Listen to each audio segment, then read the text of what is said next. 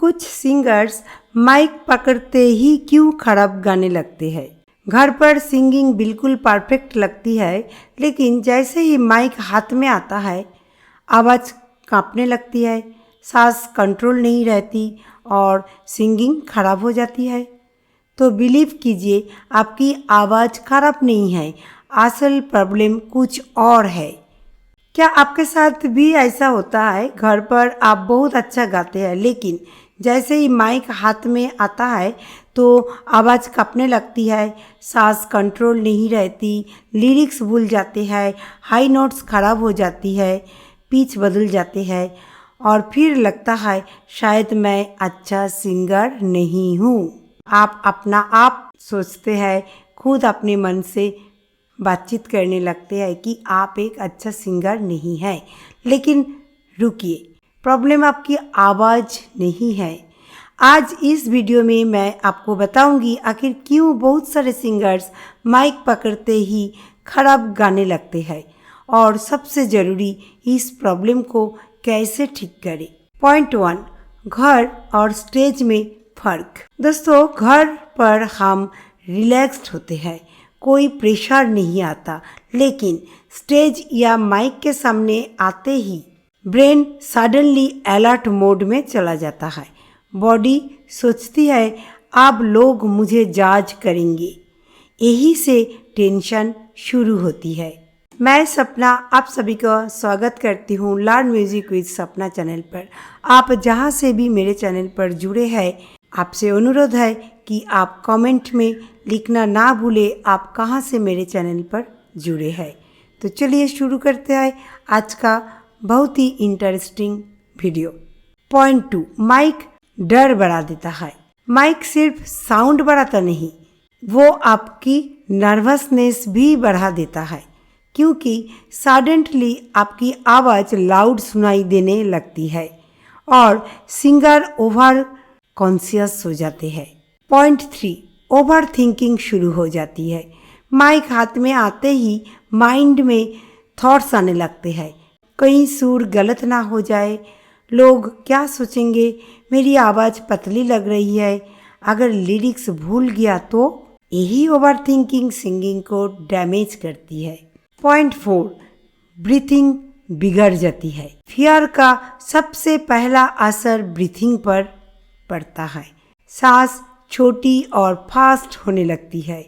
Result, voice shaky लगती है, notes stable नहीं रहते, एनर्जी कम हो जाती है।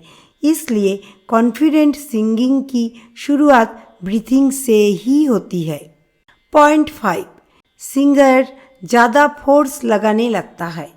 नर्वस सिंगर अक्सर सोचता है मुझे पावरफुल गाना है, फिर वो अपने थ्रोट और जॉ पर एक्स्ट्रा प्रेशर डाल देता है, लेकिन जितना ज़्यादा फोर्स उतनी ज़्यादा वॉइस टाइट हो जाता है।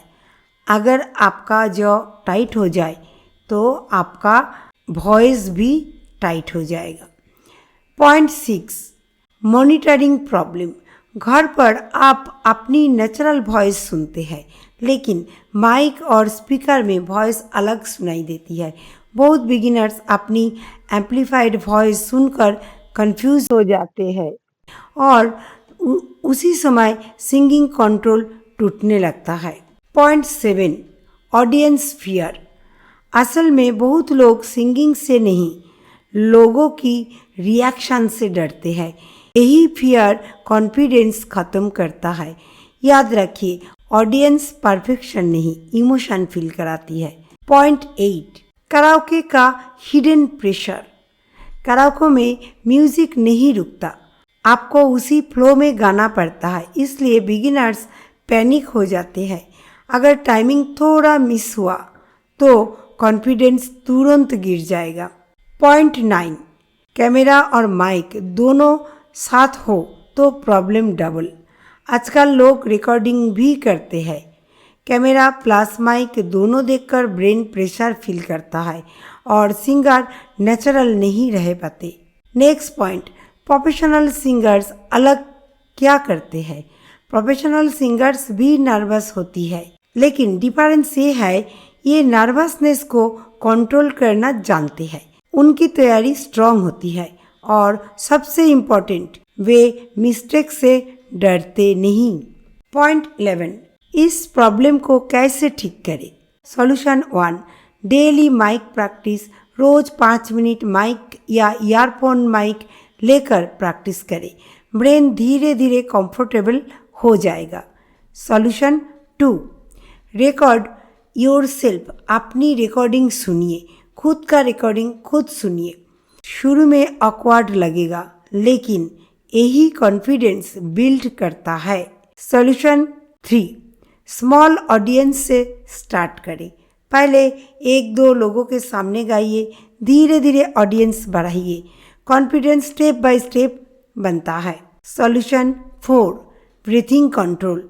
गाने से पहले डीप इनहेल, स्लो एक्सहेल 3 से 4 बार कीजिए, बॉडी काम हो जाएगी। सॉल्यूशन 5, परफेक्ट नहीं एक्सप्रेसिव बनिए। सबसे बड़ी बात, परफेक्ट बनने की कोशिश मत करें। इमोशन और कनेक्शन पर फोकस कीजिए। पॉइंट 12, सबसे बड़ा ट्रूथ। दोस्तों, माइक आपकी आवाज़ खराब नहीं करता। माइक सिर्फ आपकी नर्वसनेस को एक्सपोज करता है। इसलिए सॉल्यूशन सिंगिंग में कम, माइंडसेट में ज़्यादा छुपा है। जिस दिन आप फियर छोड़ देंगे उस दिन आपकी रियल वॉइस बाहर आएगी। तो दोस्तों, अगर स्टेज या माइक देखकर आपकी आवाज़ बदल जाती है तो समझ लीजिए आप अकेले नहीं हैं। हर सिंगर इस फेज से गुजरता है। डिफरेंस सिर्फ इतना है, कुछ लोग डरकर रुक जाते हैं और कुछ प्रैक्टिस करके आगे बढ़ जाते हैं। कमेंट करके बताइए, क्या आपको भी माइक पकड़ते ही नर्वसनेस होती है? अगर वीडियो हेल्पफुल लगा है तो लाइक, शेयर और सब्सक्राइब करना ना भूलें। मिलते हैं अगले वीडियो में। धन्यवाद।